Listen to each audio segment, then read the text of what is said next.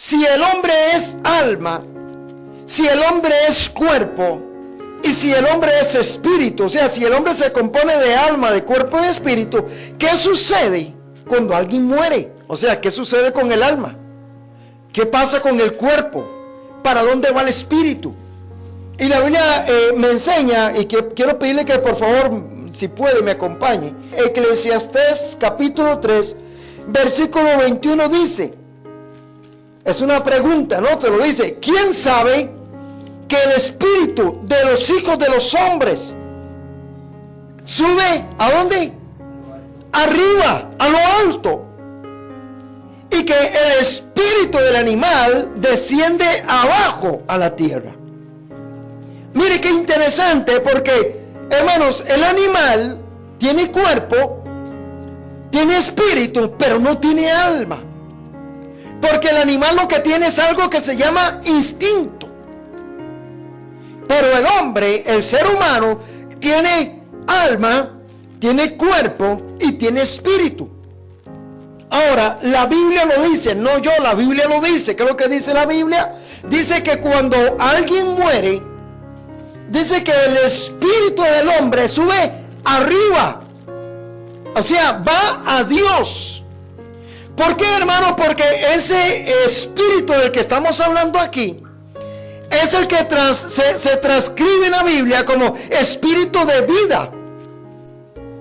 Ahora, quiero explicar un poco más este concepto. A ver, ¿para dónde va el espíritu del hombre bueno cuando muere? ¿Para dónde va? La Biblia me enseña que el espíritu de un hombre bueno cuando muere, ¿va a dónde? Arriba, al cielo. Pero ¿qué sucede cuando una persona que no es buena, para dónde va su espíritu? A ver, Gerson, dígalo. Va para el cielo. El espíritu de un hombre bueno sube arriba y el espíritu de un hombre malo sube arriba.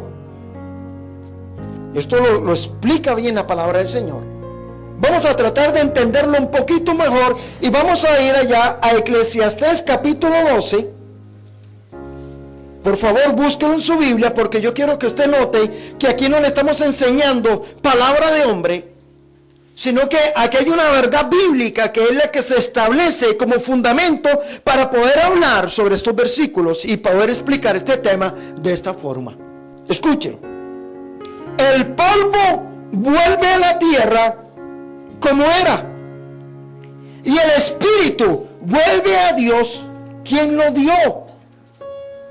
Entonces la pregunta que yo le hago a usted es, ¿qué pasa con el cuerpo de alguien que es santo, de alguien que es puro, de alguien que ha caminado en integridad delante de Dios? ¿Qué le sucede al cuerpo del hombre bueno? Dígamelo. Sufre una transformación. El cuerpo de una persona buena se lo comen los gusanos y luego, hermanos, se convierte en polvo. Pero lo mismo le sucede al cuerpo de alguien que caminaba mal con Dios. Pues es lo mismo lo que la Biblia me está enseñando del espíritu del hombre. El espíritu del hombre bueno, hermanos, va a ir al cielo, pero el espíritu del hombre malo va a ir al cielo. ¿Por qué? Eclesiastés 12:7 lo dice. El polvo vuelve a la tierra como era. Y dice, y el espíritu vuelve a Dios. ¿Qué dice su Biblia? Que lo dio. El hombre tiene algo que le pertenece a la tierra y eso se llama cuerpo. Pero también tenemos algo que le pertenece a Dios y que el texto lo dice, y el espíritu vuelve a Dios que lo dio, o sea que le pertenece a Dios y eso se llama espíritu.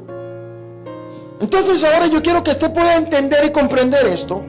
Hermanos, lo único que marca diferencia en el ser humano es en el alma del hombre. Ezequiel capítulo 18, con solo el texto que tiene el título que tiene este pasaje, dice: el alma que pecare morirá. No dice el espíritu que pecare morirá. No dice el cuerpo que pecare morirá. Dice el alma que pecare morirá. Dice versículo 4: he aquí que todas las almas son mías. Como el alma del Padre, así el alma del Hijo es mía. ¿Y cómo dice su Biblia? Mas el alma que pecare, esa morirá. Es el alma lo que está en juego. Esto es lo que o va al cielo o va al infierno. Es el alma. El cuerpo ya sabemos, se lo comen los gusanos. El espíritu ya sabemos, vuelve a Dios. Lucas capítulo 12 es un versículo clave para poder comprender un poco mejor aún este concepto. Lucas 12 del versículo 18, pero el versículo clave para mí es el versículo 20. Dice el versículo 18, y dijo: esto haré. Un hombre que estaba trabajando y recogiendo sus ganancias, dijo: esto haré. Derribaré mis graneros y los edificaré mayores, y allí guardaré todos mis frutos y mis bienes. Versículo 19. Y diré, ¿a qué le dijo? ¿A cómo dice ahí? Le diré a qué. A mi alma. Y diré a mi alma: alma, muchos bienes tienes, guardados para muchos años. Repósate, come, bebe y regocíjate. Pero Dios le dijo: necio, esta noche vienen a pedirte tu alma, y lo que has provisto, ¿de quién será? O sea, ¿qué es lo que venían a pedir este hombre? Dios le estaba diciendo: ¿sabe qué? En esta noche vas a morir. ¿Qué hay cuando una persona muere? ¿Qué sucede con nuestra personalidad? Se muere el hombre y ya, eso es todo. No, mi hermano, la muerte no significa que dejemos de existir. Porque la muerte tan solo es una separación de lo material. La Biblia me enseña que nuestra personalidad continúa aún y después de muertos. Todo lo que le voy a enseñar yo a usted en esta noche es bíblico.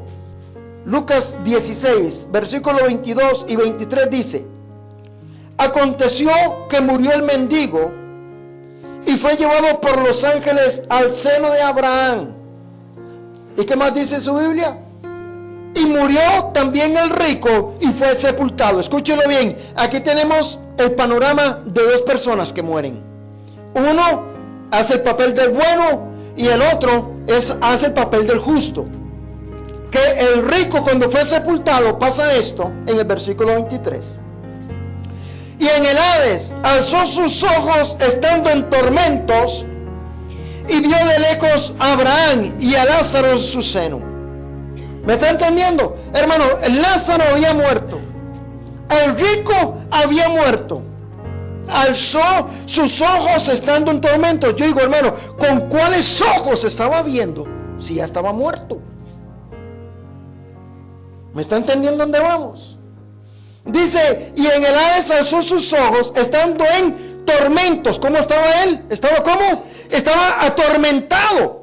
Yo pregunto, hermano, pero ¿cómo va a estar atormentado? Si con qué cuerpo, si ya el cuerpo se lo habían comido los gusanos. La realidad que Dios nos enseña en estos pasajes es que dentro de usted hay otro yo, que es el que nosotros podemos llamar con el nombre de alma. Dentro de usted hay un verdadero yo. Vean, vamos a volver al versículo 21. No, perdón, el versículo 22 dice: y aconteció que murió el mendigo. ¿Qué le pasó al mendigo? Dígalo. Se murió. Dice, y fue llevado, note que no está hablando de una cosa. Note que está hablando de la misma persona, pero dentro de él había otro yo, que ese es el que los ángeles llevan al seno de Abraham. Allá en el versículo 24 dice que entonces el rico, dice, dando voces dijo: Padre Abraham, ten misericordia de mí y envía a Lázaro para que moje la punta de su dedo en agua y refresque mi lengua, porque estoy atormentado en esta llama. Nótese, estamos hablando de un hombre muerto, pero que allá, en aquel lugar de tormento, y a pesar de que está muerto, puede hablar. Y dice: Padre Abraham, ayúdame, socorro, auxilio. Hermano, la gente cree que se muere. Hay gente que dice: mejor me tomo este veneno y ya dejo de existir. ¿Para qué sufrir en esta vida? Hay gente, hermano, que anda pensando que el suicidio es la solución, que es la única esperanza que ellos tienen. y no se han dado cuenta que después de la muerte, que detrás de la muerte, hermano, hay un mundo de sufrimiento, hay un mundo de dolor peor que el que tenía aquí en la tierra. Diga conmigo, mejor es arreglar los problemas aquí en la tierra que no ir a sufrir allá. Porque hay gente que dice, para estar sufriendo mejor me mato. Hermano, si fuera tan fácil de que nada más te matas y que ya dejaste de sufrir. ¿Qué nos demuestra esto? Nos demuestra que nuestra personalidad continúa. O sea que mi verdadero yo todavía continúa, aunque este cuerpo se lo hayan comido los gusanos. Entonces significa que todavía un yo interno continúa vivo. Esto concuerda con la palabra que está allá en Apocalipsis capítulo 14, 13, que dice, ¿quién no tiene? Solo leo una versión mía, dice: oí una voz que decía en el cielo, que me decía, escribe, bienaventurados de aquí en adelante los muertos que mueren en el Señor. Sí, dice el Espíritu, descansarán de sus trabajos, porque sus obras con ellos, ¿qué dice? ¿Sus obras con ellos qué? Siguen. Vamos a ver de la gente que muere en la gran tribulación. Este pasaje nos va a hablar a nosotros de la gente que fue muerte decapitada. Y dice Apocalipsis capítulo 6, versículo 9, dice: cuando abrió el quinto sello, vi bajo el altar las almas de los que habían sido muertos por causa de la palabra de Dios y por el testimonio que tenían. Versículo 10, díganlo a alguien duro. ¿Qué es lo que hacían estos que habían sido muertos? ¿Qué es lo que estaban haciendo estos que habían sido decapitados en la gran tribulación? Dice, ¿estaban qué? Clamando. ¿Me está entendiendo? Y clamaban a gran voz diciendo, hermano, óigame, esta gente en el más allá tienen su conciencia activa.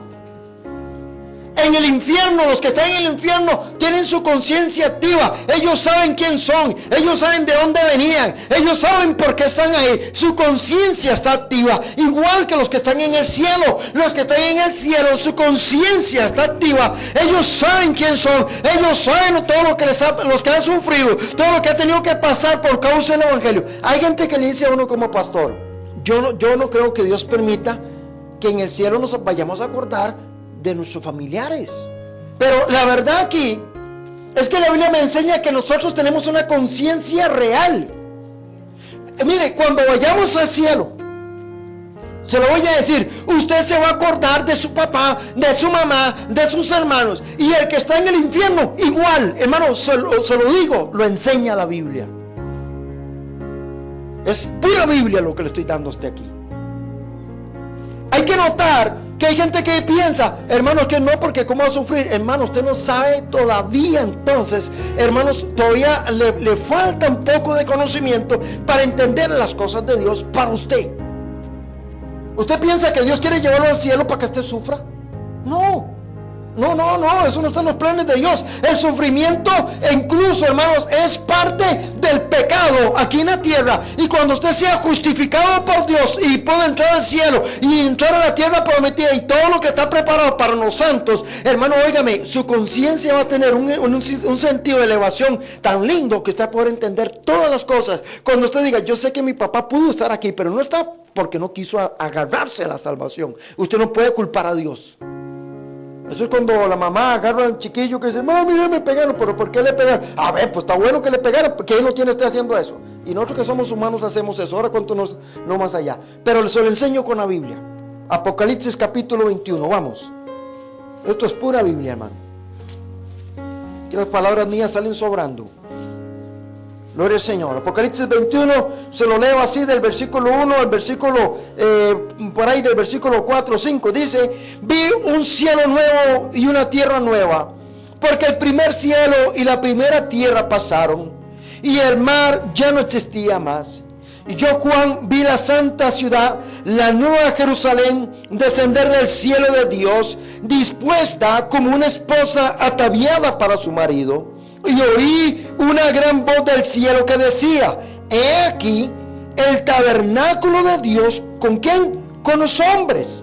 Y Él, o sea Dios, y Él morará con ellos, y ellos serán su pueblo, y Dios mismo estará con ellos como su Dios. Escúchelo. Versículo 4, dígalo alguien. Enjugará Dios toda lágrima de los ojos de ellos. ¿Usted cree que vamos a ir a llorar al cielo? Nada. Por eso la Biblia dice, enjugará Dios, o sea, quitará Dios, limpiará Dios las lágrimas de los ojos. Hermanos, no más llanto en el cielo. Y dice, versículo 4, enjugará Dios toda lágrima de los ojos de ellos. Y dice, y ya no habrá muerte, y ya no habrá más llanto. ¿Se da cuenta? No hay lloro en el cielo. ¡Ay, que mi papá que no se salvó! Olvídese, en el cielo no vamos a ir a llorar. Dice, y no habrá más clamor. ¿Cuándo es que hay clamor? A ver, recuérdeme a alguien, ¿cuándo es que hay clamor? Cuando hay problemas, cuando hay dolor, cuando hay angustia, cuando hay sufrimiento. O sea, en el cielo no hay clamor, porque no hay angustia, no hay dolor, no hay sufrimiento. Y dice la palabra del Señor, ni habrá más, ¿qué dice ahí? Dolor. Ya no va a haber más dolor, hermano. Olvídese, ya no va a haber más dolor. Si estamos en el cielo, el dolor es cosa del pasado, porque la Biblia dice, porque las primeras cosas pasaron. El dolor es algo de esta tierra, el sufrimiento, la amargura es algo de esta tierra. En el cielo no hay nada de eso. Hay una pregunta que la gente se hace y que yo quiero especularla hoy. Y la pregunta tiene que ver con algo de esto. La gente dice, hermano, pero explíqueme algo. Alguien dice, pastor, cuando mi mamá murió, a mí se me presentó mi mamá. Alguien dice, ¿sabe una cosa, pastor? Yo perdí un hijo pequeñito y a mí de vez en cuando se me presenta mi hijo. ¿Será cierto eso? ¿Qué dice la Biblia? ¿Puede salir alguien de donde está para venir y compartir con usted algo? ¿Será cierto? ¿Puede alguien salir de su lugar? ¿Qué dice la Biblia? La Biblia nos enseña que no se puede salir, no importa en dónde usted esté. Escúchelo. Si los que están en el infierno no pueden moverse, si los que están en el cielo no pueden moverse.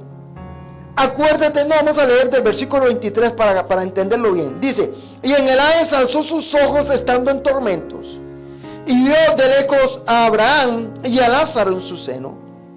Entonces él, o sea el rico, dando voces dijo, Padre Abraham, ten misericordia de mí, y envía a Lázaro que moje la punta de su dedo en agua y refresque mi lengua, porque estoy atormentado en esta llama.